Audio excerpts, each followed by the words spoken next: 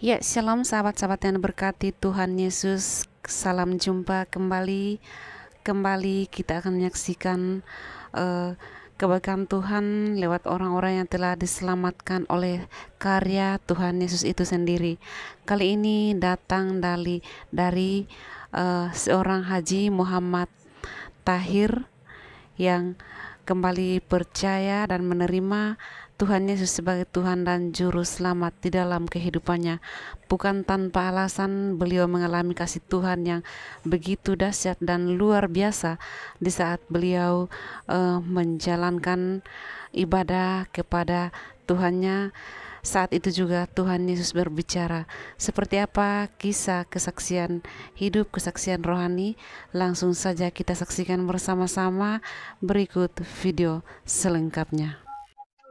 Jadi nama saya dari Islam itu saudara, dilahirkan dari kecil adalah Abdul Tahir.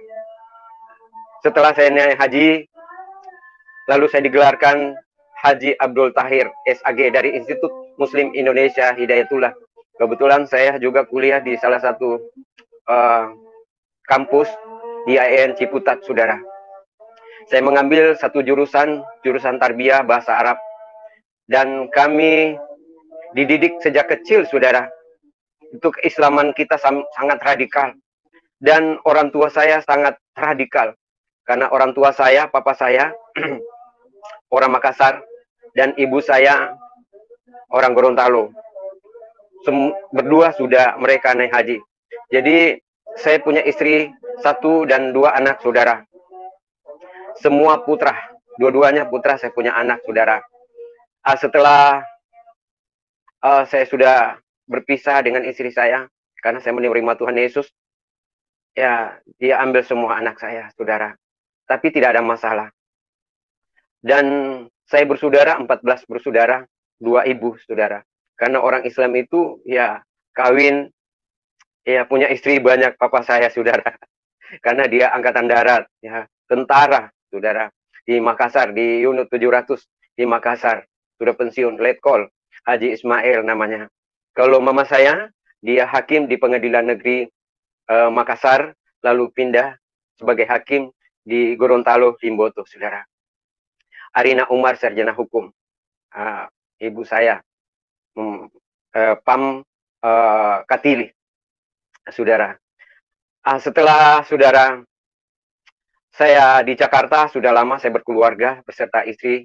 Saya mendapat suatu anak, 2 orang, saudara. Setelah pada saat itu, saudara, singkat saja, pada waktu itu saya pulang dari naik haji, sebenarnya saya sudah melihat sosok kayak salib begitu. Tetapi saya pas sujud, saya bangkit kembali, saya melihat ke Ka'bah, di atas Ka'bah itu ada salib menyala. Tetapi saya tidak terlalu tertarik dengan nggak yakin dan percaya bahwa itu adalah salib itu menandakan orang Kristen punya. Tidak, saya tidak pernah membayangkan itu, saudara. Setelah saya pulang, begitu lama saya kerja, saya dosen juga, dosen guru ngaji gitu. Saya mengajar di salah satu institut di Al-Quraba di Rawamangun, saudara. Saya mengambil jurusan tarbiyah, dan kita sebagai ustadz, kita harus bisa menghafal Al-Quran 30 juz Al-Quran, 6.666 ayat. Dan kita dididik sejak kecil itu sebagai Islam. Islam artinya taat patuh kepada Allah Subhanahu wa taala, dan muslim itu adalah pengikut Muhammad. Dulu waktunya kita masih kecil, betul-betul kalau kita tidak mengaji itu, saudara, kita dicambuk, saudara. Dicambuk sama orang tua kita. Harus betul-betul kita bisa baca dari Iqra, abjadnya itu semuanya. Lalu kita pindah di Al-Quran besar, saudara.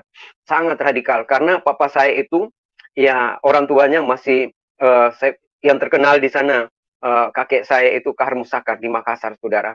Banyak orang-orang Kristen yang dia bunuh, saudara, di sana, di Makassar, saudara. Tapi, ya apa yang terjadi? Saya juga tidak masuk akal harus saya mengikuti Yesus dan saya dipanggil Tuhan Yesus, saudara. Jadi pada waktu saya sudah pulang dari Pakistan, saudara, karena saya diutus ke Pakistan itu hampir kita 300 orang yang diberangkatkan ke Pakistan tahun 91, 99 sampai 2001, saudara. kita sekolah di sana.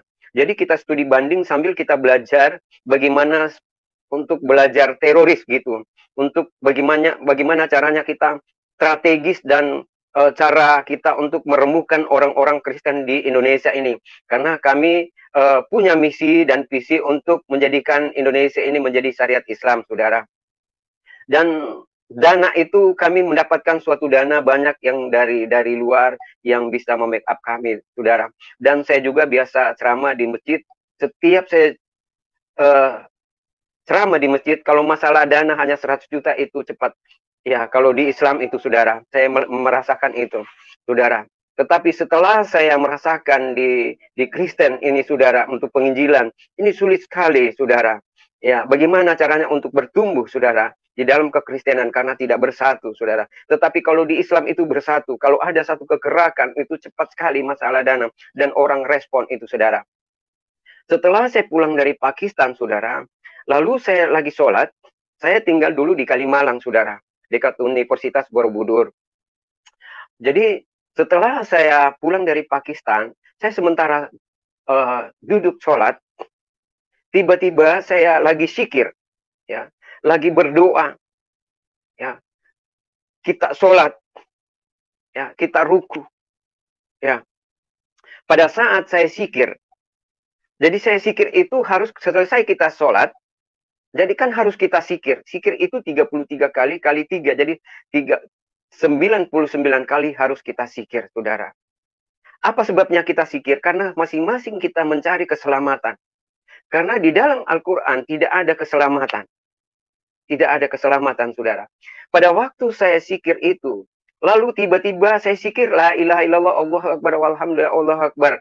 Lalu pada saat saya zikir, tiba-tiba ada kayak satu bayangan ada seperti cahaya nur itu dia datang cepat sekali itu, saudara, di depan saya. Saya melihat, dan pada saat itu seperti saya tidak bisa sadar, seperti mati suri, saudara. Dia langsung dan ada suara berkata, akulah jalan kebenaran dan hidup, tak seorang pun yang datang kepada Bapa tanpa melalui aku. Saya tidak mengerti dengan bahasa itu karena saya tidak pernah membuka Alkitab. Karena kami itu sebagai Islam itu tidak bisa kita memegang pun Alkitab itu haram. Ya. Jadi banyak yang diharamkan di dalam Islam itu. Memegang, jangankan bilang kita memakan barang haram dan sebagainya. Ya. Alkitab saja tidak boleh kita memegang, saudara. Tapi apa yang terjadi? Kenapa? Karena pikiran saya kok ada suara seperti itu? Akulah jalan kebenaran. Saya belum tahu di mana ayatnya, terdapatnya di mana. Tetapi ada suara, tapi suara itu cepat sekali seperti kilat, saudara. Tetapi perasaan itu lama. Itu kayak tidak sadar, ya, saudara. Padahal ini duduk di antara dua sujud, saudara. Duduk lagi zikir. Ya. Bukan keadaan tidur atau mimpi, tidak. Jadi di situ saya bingung, kok apa yang terjadi itu. Lalu saya tanya istri saya pada waktu itu, setelah pagi itu, saya tanya, habis saya sholat, karena saya mau lanjutkan sholat itu, saya nggak bisa lagi, karena seperti ada terngiang-nya di dalam jiwa dan pikiran saya yang menghantui dan membayangi dengan wajah manusia itu, seperti ada cahaya. Tetapi cahaya itu ada seperti wajah manusia yang ada di kepalanya itu kawat turis, saudara. Dan suara itu seperti cepat, seperti kilat, saudara. Dia berkata, akulah jalan kebenaran dan hidup, tak seorang pun yang datang kepada Bapa tanpa melalui aku. Lalu saya istighfar, astagfirullahaladzim wa atubu ilaik, ampuni aku Tuhan kalau ada kesalahan dan dosaku Tuhan. Pada waktu itu saya istighfar, saya tanya, tapi menurut istri saya tanya, dia bilang, itu dajjal atau setan, jangan percaya. Ya, begitu saya abaikan saja. Saya abaikan. Pada saat saya mau sujud di sujadaku juga itu, pada waktu saya sudah lihat, saya mau coba-coba bangkit kembali untuk sujud, kok kayaknya ada salib di atas sujadah itu. Akhirnya saya berhenti sholat. Jadi setelah saya berhenti sholat, saya nggak mau lagi sholat karena saya merasa kayak bingung, saya linglung, saya nggak tahu lagi. Lalu istri saya, nggak usah, katanya itu dajjal, setan itu. Jadi saya penasaran, saya tidak jadi sholat. sampai pagi saya tunggu pagi. Kebetulan di pagi-pagi itu ada tetangga saya di situ. Pagi saya pergi tanya, ada tetangga saya namanya Aris Ayal, orang Ambon. Pada waktu itu ada mereka orang Ambon itu ada kerusuhan Ambon, mereka lari ke Jakarta.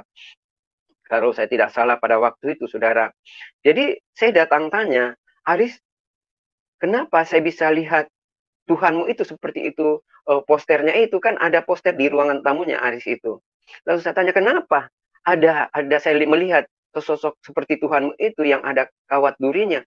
Lalu Aris berkata kepada saya, wah hebat sekali Pak Haji. Kita saja sejak lahir tidak pernah berjumpa dengan Tuhan. Tetapi kenapa Pak Haji bisa berjumpa?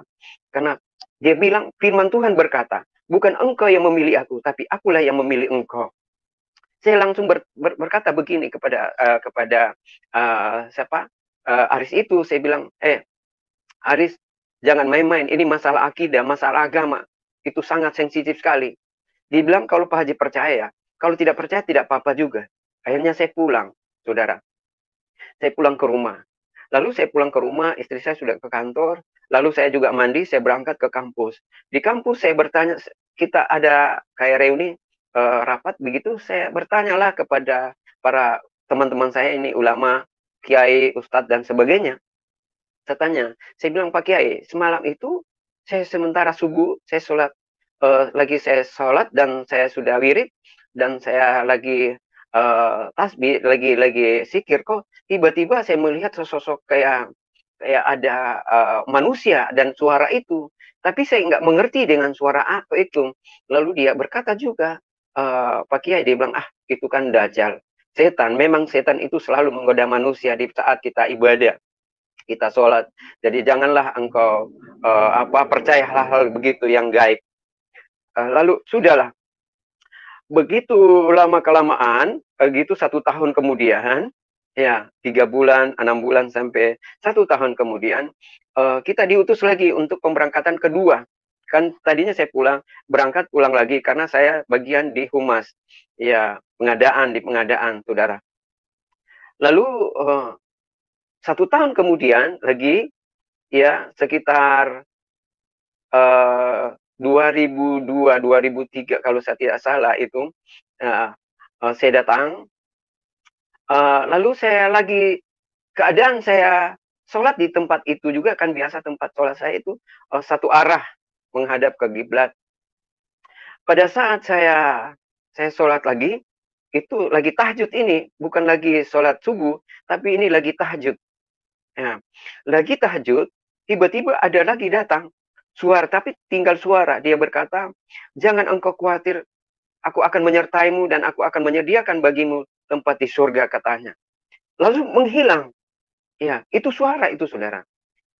Saya istighfar lagi. Kok apa itu? Ya, astagfirullahaladzim wa tubu ilaih. Tuhan, ampuni aku. Apakah itu opo-opo atau guna-guna dari orang? Apa salahku? Karena apa? Saudara, karena saya berpikir bahwa tidak mungkinlah harus dengan roh-roh yang demikian, harus yang bisa menembus daripada iman saya. Karena saya ini guru ngaji. Bahkan di Bitung, di Manado itu dari Gorontalo sampai Bitung itu saya mengaji itu, saudara. Anak-anak di Pasar Tua itu. Saya ngajar mengaji. Pada waktu mereka datang KKR, saya juga yang larang mereka. Mereka di Nasution pada waktu itu, Hutakil Komao, Desi Arisan di Minggu Tah itu, mereka itu. Pada waktu itu mereka KKR di sana saya batalin. Pada waktu kan saya basis saya di sana, saudara. Di Bitung, di Manado itu, saudara. Dan banyak juga gereja-gereja yang di Manado itu pada saat itu kita lemparin yang gereja-gereja Gemim itu, saudara. Di Manado itu, saudara. Akhirnya dulu saya masih menjalankan tugas saya sebagai dulu saya ikut tablit, jemaat tablit, saudara. Itu sangat kita radikal, saudara. Lalu saya sementara begitu ada suara, lalu begitu ada suara, langsung pening, saya punya kepala. Sampai akhir itu juga suara itu yang membuat saya kesakitan. Bahkan saya punya sakit prosesnya ini lama ini, saudara. Tidak serta-merta. Jadi pada saat saya mendengar suara itu, suara nggak tahu, walau alam saya nggak mengerti dengan pada saat itu, saudara. Lalu seperti ada gemuruh di kuping saya dan kepala saya itu sakit. Sehingga saya mengalami sakit penyakit itu ada berapa bulan saya mengalami sakit penyakit, saudara. Bahkan saya sudah keliling rumah sakit, tidak disembuhkan, tidak ada ditemukan penyakit itu. Lalu lalu istri saya berkata begini, mungkin kamu diguna-gunai sama orang-orang Ambon itu, orang Kristen. Akhirnya opo-opo katanya. Akhirnya istri saya datang sama Aris itu. Dia katakan, Aris kalau mau jadi Kristen, orang Kristen, jadilah orang Kristen, jangan guna-gunai, dia kasih opo-opo. Karena berpikir istri saya, kadang orang-orang kayak di Manado itu kan banyak opo-oponya, saudara. Bahkan di Ambon juga, saudara. Jadi berpikir begitu istri saya. Akhirnya dia bawa ke dukun, saya ke dukun, keliling ke dukun, tidak ditemukan juga penyakit itu. Saya sudah kurus banget. Sudah kurus, saudara. Bahkan saya dirujuk ke rumah sakit Persahabatan. Tidak ditemukan juga penyakit. Malah penyakit itu katanya ada air di sini, saudara. Lalu proses sudah seperti kakek-kakek, sudah kurus sekali, saudara. Lalu ada segelintir, begini, ada segelintir orang bilang, ada orang Batak, ibu bilang, Pak Haji itu kalau bisa itu sembuh itu harus didoakan karena dia melihat salib gitu. Karena nggak tahu dia dengar dari mana. Ya, saudara. Akhirnya saya cari orang itu, orang Batak. Ya, saudara. Dia bilang harus didoakan pendeta. Lalu saya cari itu orang. Ketemu itu ibu. Bilang, Pak Haji kalau mau didoakan, ada tanya itu yang penyembuhan di Tiberias. Pak Pariaji katanya di Dharma. Akhirnya sebelum saya berangkat ke sana, ya saudara, saya cari itu orang supaya diantar saya, saudara. Setelah saya sudah ke sana, pagi-pagi hari Minggu itu mereka ada ibadah itu perjamuan kudus, saudara. Ada kayak menyanyi gitu kan, saya belum mengerti dulu, saudara. Lalu mereka nyanyi, saudara. Mereka menyanyi gitu. Habis selesai nyanyi, mereka ada perjamuan, katanya itu ada anggur dengan roti. Lalu saya dipanggil. Saya dikasihlah, saya didoakan, saya ditumpangkan tangan. Setelah itu saya ditumpangkan tangan, saudara, baru saya merasakan ada satu lawatan Tuhan, seperti ada jamahan begitu. Baru bisa terisi seperti ada kekuatan hidup saya, saudara. Dengan doanya orang Kristen itu ampuh sekali, saudara. Luar biasa doanya orang Kristen itu kalau mereka berdoa. Pada saat itu memang doanya itu dahsyat ya. Luar biasa, saudara. Saya percaya bahwa doa orang benar sangat besar kuasanya itu di dalam Alkitab, saudara. Lalu saya pulang, saya sudah mulai pulih. Saya datang lagi sama Aris, saya tanya, Aris, kalau memang ada kesalahanku, ampuni saya, jangan kamu kasih guna-guna saya. Bilang, Pak Haji, kalau Pak Haji percaya, ambillah Alkitab ini. Lalu Aris itu kasihkan sebuah Alkitab yang kecil, ya nggak tahu di Perjanjian Baru. Lalu saya ambil Alkitab itu, saya sembunyi karena saya takut ketahuan sama istri saya, karena istri saya juga sudah haji. Mereka memang benar-benar keluarga Islam yang radikal juga dari Gorontalo, itu turunan Turki mereka, saudara. Iya, bahkan mereka keluarga besar juga, Katili, bahkan Panasonic Gobel, Tamat Gobel itu keluarga mereka, saudara. Lalu saudara, saya ambil Alkitab, saya gulung di sarung saya. Setelah saya bawa di rumah, saya letakkan Alkitab itu dengan Al-Quran, saudara. Lalu pertama saya buka di dalam Alkitab, mengatakan begini, di dalam Alkitab. Dia katakan Yohanes 1 ayat 1, dia katakan begini. Pada mulanya adalah firman, firman itu bersama-sama dengan Allah, dan firman itu adalah Allah. Itulah yang saya perbandingkan pertama-tama saya menerima Tuhan Yesus, itulah di Yohanes 1 ayat 1. Dan di dalam Al-Quran berkata, di surat, di sini di surat Ali Imran, dia katakan, di 45, mengatakan begini. Iskala malaikatu, ya Maryam, innallaha ya basyirku bi kalimati minhu muhul malahu isabnu Maryama wajiha fid dunya wal akhirah wa minal mukribin. Jadi itulah yang saya percaya.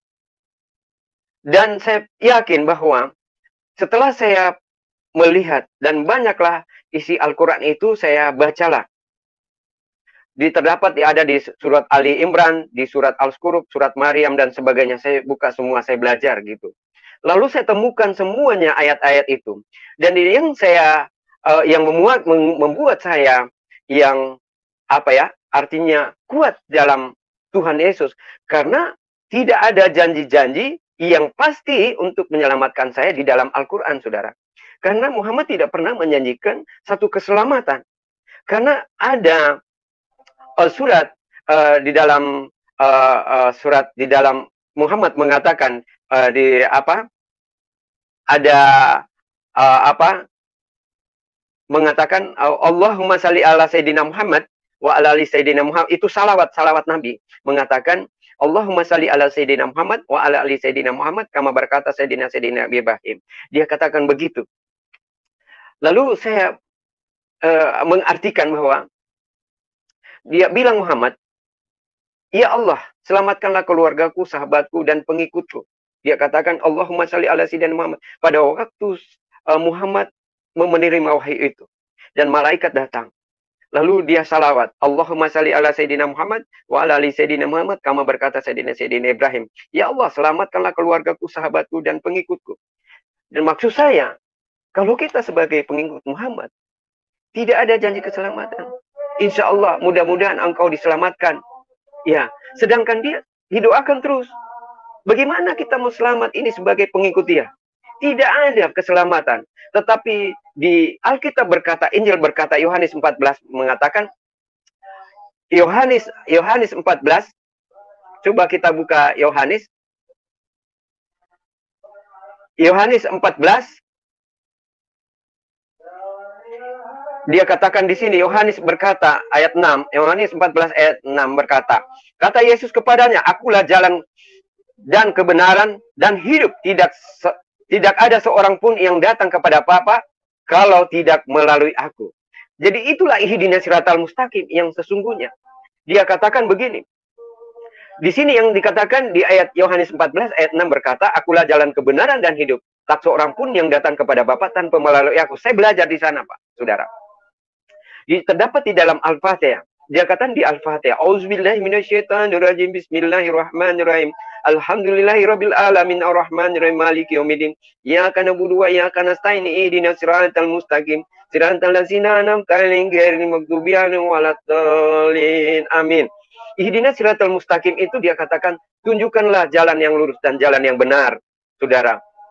Jadi disitulah petunjuk, tetapi belum tentu itu jalan yang lurus. Tetapi Yesus berkata, akulah jalan kebenaran dan hidup. Tak seorang pun yang datang kepada Bapa tanpa melalui aku. Itulah sesungguhnya jalan kebenaran. Karena di bawah kolong langit ini hanya Yesus yang sanggup mengatakan demikian. Yang berani melakukan di dalam yang menyatakan bahwa dia adalah jalan kebenaran dan hidup. Jadi di dalam Al-Quran tidak ada menjanjikan untuk keselamatan, saudara. Iya, saudara. Dan pertama-tama ayat yang diberikan Muhammad kepada Jibril, dia katakan, Iqra bismillah mahalak, bacalah Muhammad. Lalu Muhammad berkata, ya Allah, aku tidak bisa membaca dan menulis. Aku seorang buta huruf. Aku seorang orang miskin. Bagaimana kita mau jadi pengikut dia? Sementara dia buta huruf, tidak tahu apa-apa. Ya, tidak tahu apa-apa. Pemimpin itu harus cerdas dan pandai, dia sebagai panutan. Ya, sementara dia tidak ada janji-janji untuk kita diberkati, tidak ada janji untuk diberkati, tidak ada. Sedangkan dia miskin. Ya, sedangkan dia buta huruf. Bukan saya mengejek, bukan saya menghina, tetapi itu fakta, itu membuktikan bahwa di dalam Al-Quran itu, saudara. Tetapi saya belajar di sini, keselamatan itu luar biasa ada di dalam Alkitab, Injil. Keselamatan ada di sini, dikatakan. Pasti diselamatkan. Di Roma, kita bisa buka di Roma. Saudara, bisa kita buka di Roma. Di Roma 5 ayat 1 sampai 11.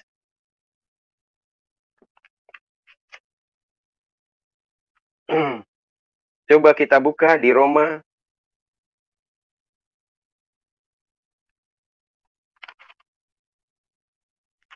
Di sini di Roma 5 ayat 1 sampai 11.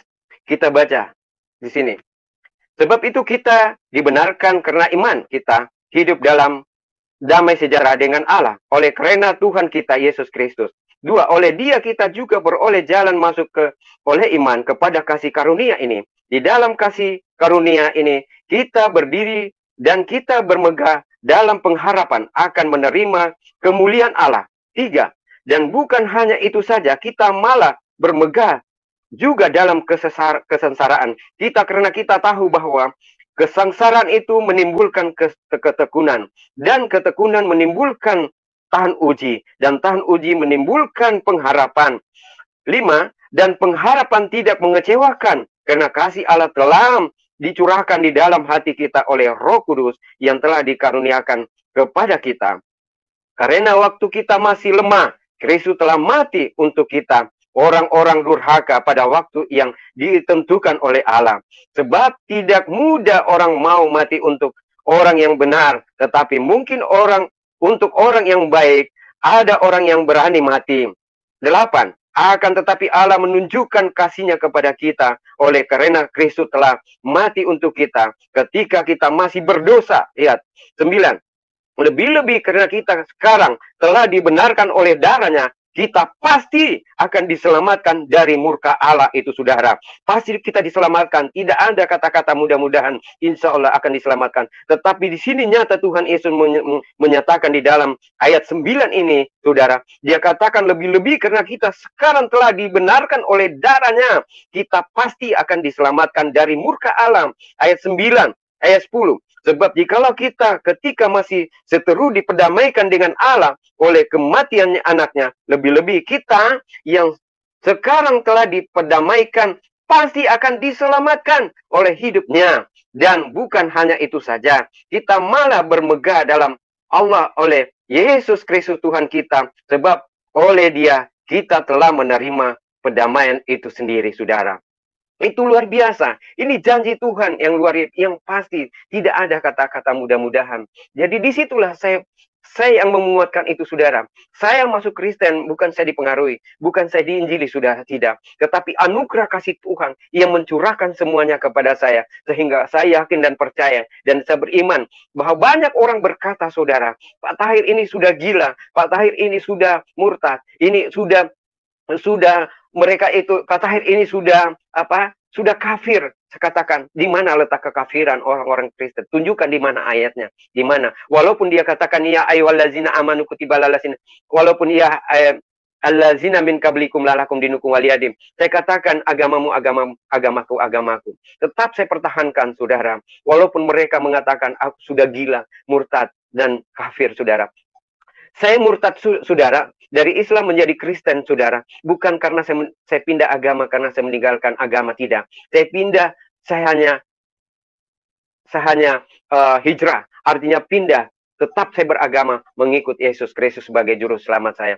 Karena saya percaya bahwa keselamatan di bawah kolong langit ini hanya Yesus saja yang bisa menyelamatkan dunia maupun akhirat. Dia katakan di sini, saudara, di dalam Al-Quran, dia katakan di sana, di surat Ali Imran berkata, di 45 berkata, dia katakan, ingatlah ketika malaikat berkata, hai Maryam, sesungguhnya Allah memberi kabar gembira kepada engkau dengan perkataan perintah dari Allah, namanya Al-Masih, Isa putra Maryam, seorang yang terkemuka di dunia maupun di akhirat, dan salah seorang daripada orang-orang yang dekat kepada Allah Subhanahu wa Ta'ala. Dia adalah Allah. Dia adalah Tuhan yang datang ke dunia ini menjadi manusia. Dia mau rela datang ke dunia ini, disalibkan, disiksa, dibunuh untuk kita, saudara. Saya percaya itu semuanya. Bukan artinya saya murtad untuk meninggalkan agama, tidak. Tetap saya yakin, tetapi saya mencari kebenaran dan keselamatan ini. Ternyata keselamatan dan kebenaran adalah Yesus itu sendiri. Karena Yohanes 14 ayat 6 berkata, akulah jalan kebenaran dan hidup, tak seorang pun yang datang kepada Bapa tanpa melalui aku. Dan Yohanes 1 ayat 1 berkata, pada mulanya adalah firman, firman itu bersama-sama Allah, tetapi Allah itu sendiri, saudara. Saya yakin dan percaya itu, saudara, bahwa sesungguhnya hanya satu jalan yang kita harus diberikan kekuatan, kesehatan hanya dari Tuhan, saudara. Saya banyak belajar di dalam Islam, tetapi terlalu banyak ya yang menceritakan ilmu-ilmu gaib di situ. Banyaklah kalau kita mau bercerita, tapi saya mau benar-benar melakukan firman Tuhan. Saya tidak mau menghina, saya tidak mau artinya menyudutkan agama saya. Saya sebagai, karena firman Tuhan berkata, kamu tidak dipandang beragama kalau tidak kamu menegakkan Taurat, Injil, dan Zabur, saudara. Jadi saya lakukan, saya pindah agama atau saya hijrah itu untuk mencari kebenaran dan keselamatan itu sendiri, saudara. Jadi pada waktu itu, saudara, setelah saya menerima Tuhan Yesus, saya mulai disembuhkan, saudara. Saya mulai ke gereja, saya mau belajar, iya, sampai saya menerima. Akhirnya istri saya menolak saya. Dia laporlah saya ke kampus, ke sekolah, supaya saya dipecat. Bahkan saya sebagai guru ngaji, saudara, saya dipecat juga. Mereka tidak percaya lagi. Saya dipecat dari sekolah di kampus saya di Al-Quraba, saudara. Sampai berapa tahun itu gaji saya tidak dibayarkan, saudara. Tetapi saya terima, tetap saya jalanin. Akhirnya istri saya marah, dia lapor saya sama keluarganya. Lalu keluarganya panggil saya, tapi dia berikan begini komitmen kepada saya. Kalau Pak Tahir mau masuk Kristen, harus ceraikan anak saya dan saudara saya. Keluarganya mereka menuntut istri saya supaya jangan saya menjadi istrinya lagi, saudara. Jadi saya merasa sedih sebenarnya. Tetapi apa boleh buat, saudara? Karena itu adalah anugerah Tuhan, panggilan Tuhan. Tetap saya lakukan itu, saudara. Jadi bukan kemauan saya, saudara. Jadi saya masuk Kristen hanya semata-mata bukan kekayaan, bukan popularitas, bukan pangkat, bukan golongan, dan sebagainya, bukan. Tetapi saya hanya percaya kepada Injil ini, saudara. Di Roma 1 ayat 16 dan 17 berkata, Injil itu adalah kekuatan Allah. Injil itu adalah bagian daripada kita, saudara. Kekuatan Allah yang luar biasa, saudara. Tanpa Injil, saudara, kita tidak bisa berbuat apa-apa. Kalau kita baca benar-benar ini, Alkitab ini dari Kejadian sampai Wahyu, itu luar biasa, dahsyat itu. Ada tanda-tanda mujizat yang akan berikan. Dan banyaklah hal yang saya alami, tanda-tanda mujizat, saudara. Ada pertolongan, banyak pertolongan Tuhan. Ada mujizat Tuhan. Walaupun mereka tinggalkan saya, bahkan masuk pengadilan, dan saya dipisahkan. Sedikit harta pun itu saya tidak miliki lagi, saudara. Apa sebabnya mereka, mertua saya itu pisahkan sama saya secepat itu? Karena mereka takut nanti istri saya masuk Kristen juga dan anak saya. Sehingga mereka pisahkan, saudara, sampai masuk pengadilan. Sampai di pengadilan, talak 1, talak 2, sampai talak 3. Akhirnya saya dikatakan pengadilan itu tolak harta. Artinya harta itu saya tidak bisa mendapatkan sedikit pun, saudara. Jadi saya keluar dari rumah itu, bahkan saya punya surat-surat, dia minta orang tua saya dari istriku diambil sembunyi-sembunyi surat-surat itu, ijazahku dibakar semua sama bapak saya. Karena dia merasa bahkan tercelah di dalam mata keluarga saya semua, saudara. Karena keluarga saya itu, saudara saya itu banyak juga pejabat, saudara. Ada 14 saya bersaudara. Itu banyak juga, ada yang di tentara, ada polisi, saudara, ada juga camat, saudara, ada juga pengusaha, saudara saya, saudara. Kalau masalah harta saya banyak, hartanya orang tua saya, bahkan istri saya juga pengusaha, saudara. Tetapi saya tidak terlalu ambisi dengan harta, tetapi saya berkomitmen bahwa apapun yang terjadi dalam hidupku, karena keselamatan tidak kita dapat lagi. Ini benar-benar panggilan Tuhan. Tidak bisa kita mendapatkan itu keselamatan. Di luar daripada Yesus itu, tidak dapat kita mendapatkan keselamatan. Hanya kita dapatkan suatu keselamatan itu hanya kepada Yesus saja, saudara. Jadi, banyak orang beragama. Ya, di situ kita ditegaskan sebagai Islam harus kita berbuat baik. Ya, saudara, kita harus zakat, fitrah, dan sebagainya. Tetapi bukan itu yang bisa menyelamatkan kita. Bukan perbuatan baik kita. Tetapi iman kita percaya kepada Yesus. Kalau kita iman kepada Yesus, maka Yesus akan turun tangan menyelesaikan segalanya. Karena Yesus itu firman yang hidup. Ya, yang datang ke dunia ini. Yohanes 1 ayat 1, pada mulanya Isa bin Maryam kalimatullah, kalimat Allah yang menjadi manusia, saudara. Jadi tidak main-main ini, saudara. Dia adalah terkemuka di dunia maupun di akhirat. Dia yang mengetahui datangnya kiamat, saudara. Ayatnya ada semua di dalam Al-Quran. Tetapi saya mau ingin masuk Kristen, saudara, komitmen saya, apapun yang terjadi, saya pertaruhkan hidup kepada Tuhan. Bahwa apapun, Tuhan tidak mungkin dia mau biarkan saya untuk menderita selamanya. Tapi saya percaya bahwa Tuhan itu yang maha kuasa. Dia tahu, karena dia manusia 100%, dia 100% Allah yang datang ke dunia ini. Saudara, saya percaya bahwa pada mula-mulanya itu, saudara, saya membaca ayat itu di Yohanes 1 ayat 1, saya itu juga sangat kaget bahwa di Yohanes itu luar biasa. Dia katakan begini, dia bilang firman yang telah menjadi manusia. Pada mulanya adalah firman, firman itu bersama-sama dengan Allah, dan firman itu adalah Allah. Ayat 2, ia pada mulanya bersama-sama dengan Allah. Segala sesuatu dijadikan oleh dia, dan tanpa dia tidak ada suatu apapun yang telah jadi dari segala yang telah dijadikan. Itu luar biasa, saudara.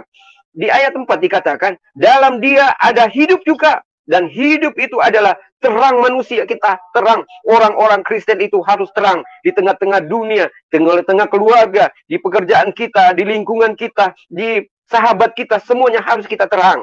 Tidak boleh tidak. Kalau kita mau ingin diselamatkan oleh Tuhan, harus kita hidup kudus. Dan harus kita terang di tengah-tengah. Jangan ada kebencian, ada akar pahit. Karena Yesus sudah menanggung dosa-dosa kita di atas kayu salib, saudara. Bahkan di dalam ayat 5 mengatakan begini, terang itu bercahaya. Itu cahaya yang saya lihat pada saat saya berdoa. Itu yang datang, itu cahaya nur, saudara. Kalau saudara percaya, kalau kita peka menerima Tuhan, itu ada cahaya, ada tanda-tanda mujizat, tanda-tanda kuasanya yang terjadi pada kita. Yang penting kita peka menerima Tuhan, suara Tuhan. Dia katakan di ayat 5 mengatakan, terang itu bercahaya di dalam kegelapan, dan kegelapan itu tidak menguasainya kita. Kegelapan bukan orang-orang kegelapan kita, saudara. Bukan orang-orang jahat, orang-orang yang suka iri hati dan dengki itu. Oh, bukan, saudara. Kita orang-orang terang, bukan orang-orang di jalan, orang-orang yang fasik, Tuhan. Itu luar biasa, saudara. Dan di dalam ayat 6 dikatakan, datanglah seorang ini diutus oleh Allah, namanya Yohanes. Ia datang sebagai saksi untuk memberikan kesaksian tentang terang itu, supaya oleh dia semua orang menjadi percaya.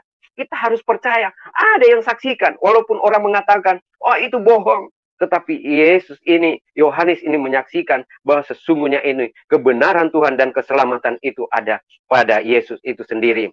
Saudara, saya percaya bahwa sesungguhnya ayat apapun ayat di dalam Alkitab ini, semuanya itu lengkap. Kalau kita mau pingin kaya, saudara, justru itu saya rela apapun yang terjadi dalam hidupku, tetap saya ikut Tuhan Yesus.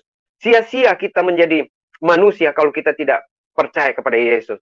Bukan harta, bukan pangkat yang bisa menyelamatkan kita.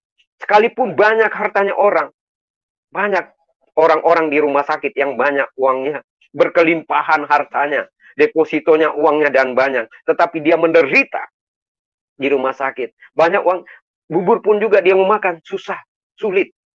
Saudara, walaupun uangnya, tidak mungkin uangnya yang banyak dia bisa makan kunyah-kunyah itu, saudara. Tetapi yang kita kunyah-kunyah itu firman Tuhan. Iya, hidup ini bukan hanya dari roti saja, tetapi dari firman Tuhan yang bisa menyelamatkan kita, membahagiakan, ada damai sejahtera, saudara. Itu saya merasakan. Pada waktu itu, saudara, saya mau masuk Kristen. Ya, masih gontayangan juga saya, artinya mencari ke gereja, ke sana, kebenaran, keselamatan, dan sebagainya. Saya tidak serta-merta juga menjadi 100% orang Kristen, saudara. Pada waktu itu, ada hamba Tuhan. Yang hamba Tuhan ini yang rendah hati juga. Yang terkaya di Indonesia, di Jakarta, saudara. Dia berkata begini kepada saya. Dulu saya masih, pokoknya sudah cerai, sudah morak-marik, saudara. Saudara, istri saya tidak ada satupun yang dia tinggalkan saya. Semua harta diambil, saudara. Tetapi itu saya rela untuk meninggalkan. Dipecat dari pekerjaan, saudara. Tetapi itu kadang saya menangis, saudara. Tetapi saya kembalikan kepada Tuhan. Kalau memang itu Tuhan yang memanggil saya, pasti dia tolong saya. Dan firman Tuhan berkata, Tuhan itu tidak kurang panjang tangan untuk menolong saya. Saya tidak sampai tergeletak, Tuhan angkat kembali saya. Dari dosa, dari kemiskinan, dari keterburukan, kebodohan, dan sebagainya. Tuhan mengangkat derajat saya, saudara. Sampai malam hari ini saya bisa bersaksi di tengah-tengah kita sebagai umat percaya Yesus Kristus, karena Yesus Kristus, saudara. Iya.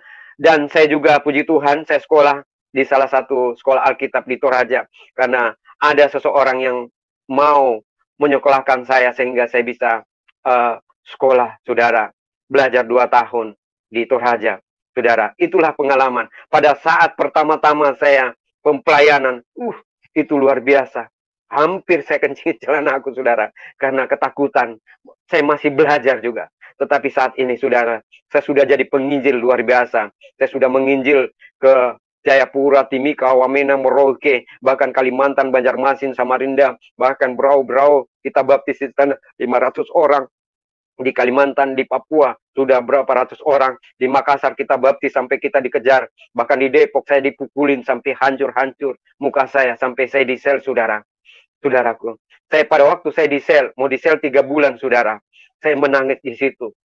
Saya di sel, ditelanjangin, hanya pakaian dalam, celana dalam dengan baju dalam, saudara. Ya, karena saya menginjil di Depok, ada 600 orang yang dibaptis di Citayam itu, saudara. Mereka mengatakan ustadznya di sana, sampai ada gereja dibakar di sana. Nah, tapi itu sejarah lah, nggak usah kita mengungkit lagi yang sudah terjadi. Yang penting marilah kita menginjil, karena Injil adalah kebenaran dan firman Tuhan adalah kekuatan bagi kita. Kita harus belajar merendahkan hati. Dan di sana saya dipukulin. Mereka bilang, kenapa kamu injili orang? Kenapa kamu harus kristenkan orang yang sudah beragama? Tetapi saya katakan, saya tidak pernah mengajarkan agama. Saya tidak pernah menginjil mereka. Hanya karena saya berpikir bahwa Yesus itu datang bukan membawa misi agama, tetapi hanya untuk menyelamatkan mereka. Jadi saya menceritakan, tapi mereka tidak mau tahu. Mereka babak belur, saya pukulin sampai pecah kepala saya, mandi darah, saudara. Tetapi itu semua saya terima. Sudahlah. Nah, tapi pada waktu saya mau ditahan 3 bulan, saudara, saya mimpi pada waktu itu mujizat, saudara. Pada waktu saya tertidur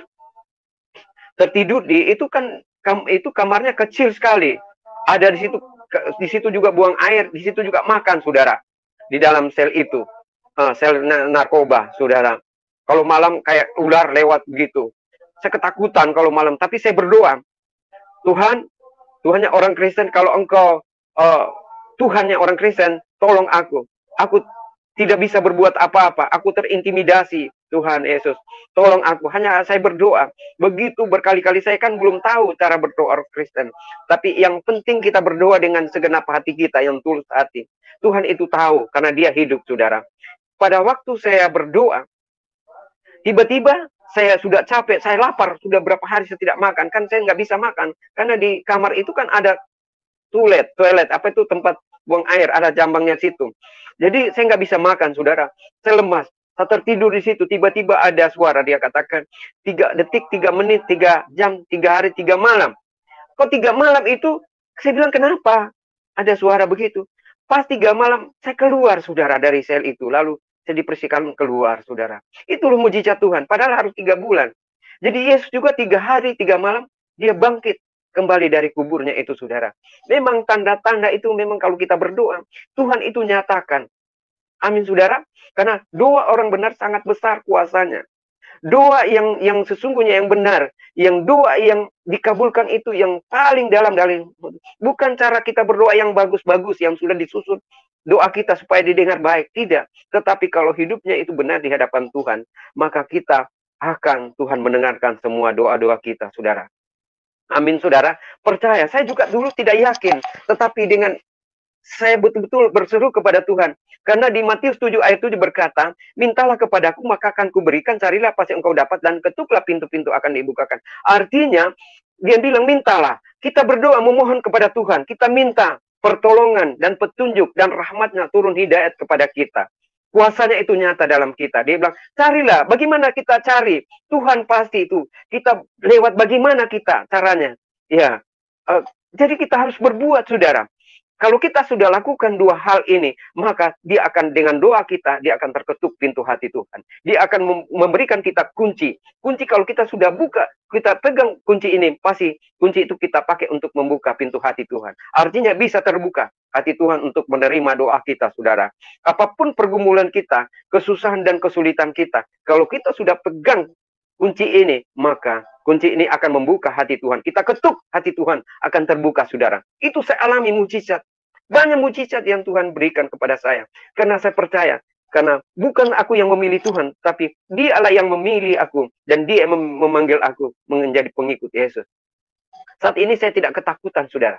Masalah hidup, tidak. Karena janji Tuhan itu ya dan amin. Saya percaya bahwa Tuhan tidak akan meninggalkan saya, saudara.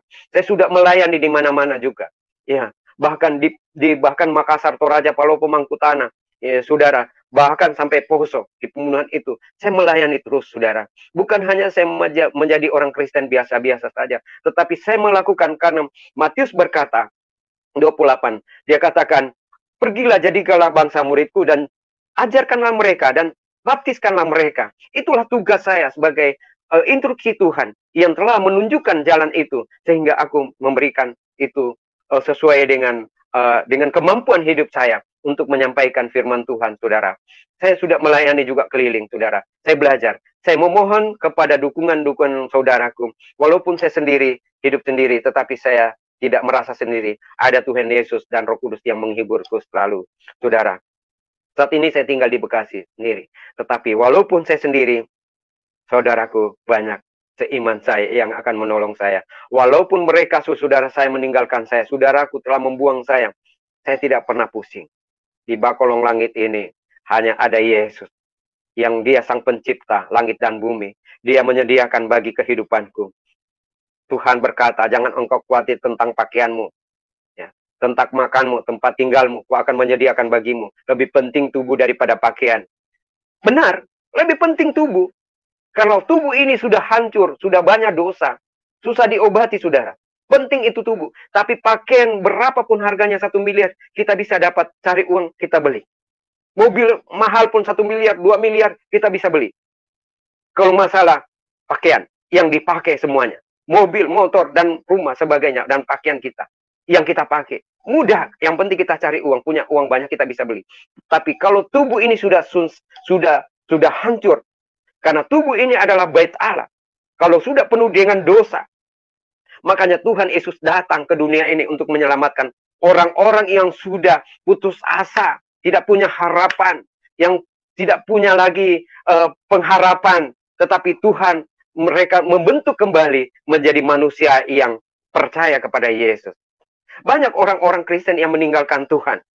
Kita melihat karena apa? Popularitas, kedudukan, martabat, dan golongan. Saya mau berkata kepada saudara, banyak yang tinggalkan Tuhan Yesus karena popularitas. Seperti Deddy Kombuser, saudara. Ditinggalkan semuanya, dia masuk karena pergaulan, saudara. Tetapi saya mau berkata kepada saudara, saya berkomitmen, apapun yang terjadi di dalam hidup saya, tetap saya mengikut Yesus sebagai juru selamat. Taruhannya nyawa. Tetapi saya menjadi Kristen, saya tidak mau lagi, artinya menyinggung daripada agama lain. Kalau saya ingin menjadi orang Kristen, jadilah Kristen yang baik. Artinya kita belajarlah di Alkitab. Nggak usah perbandingan-perbandingan sehingga kita bisa menyinggung perasaannya orang-orang dengan politik agama. Kita menghalalkan berbagai cara supaya kita mendapatkan uang banyak, harta banyak, kedudukan. Saya nggak mau. Di YouTube saja juga saya nggak mau sebenarnya, saudara. Karena di situ saya tidak mau mencari. Pelayanan pun juga saya tidak pernah minta-minta, saudara. Tuhan menyediakan bagi saya. Saya tidak pernah minta-minta pelayanan, saudara. Tapi saya dipelihara oleh Tuhan. Karena janji Tuhan. Masa dia kasih telantar saya. Di sini di Bekasi saya hanya 2 orang Kristen. Orang Betawi semua ini. Di depan saya itu adalah musola. Tetapi saya menunjukkan kepada mereka kasih. Karena Yesus itu ada kasih. Semua hormat kepada saya. Karena apa? Saya bergaul dengan RT dan masyarakat di sini sebaik mungkin. Saya memberikan contoh yang baik. Saya mengasihi mereka. Saya berbagi. Arti daripada terima kasih habis kita terima, berikan lagi. Bukan hanya menerima, tetapi kita kasih. Mengasihi. Kita menerima, jangan hanya menerima saja, tapi tidak pernah memberikan. Saya itu di sini, saudara.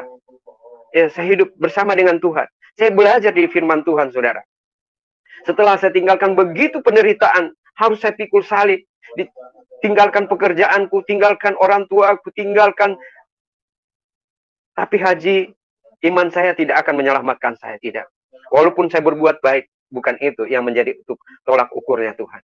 Tetapi kalau kita beriman kepada Tuhan Yesus Kristus, akan Dia menyelamatkan kita. Amin, saudara. Karena sebiji sesawi pun iman kamu, Dia katakan Tuhan Yesus. Kalau engkau percaya, malah gunung itu akan pindah, dia akan pindah. Jadi iman kita percaya kepada Yesus. Ya, saudara. Inilah kesaksian saya, saudara.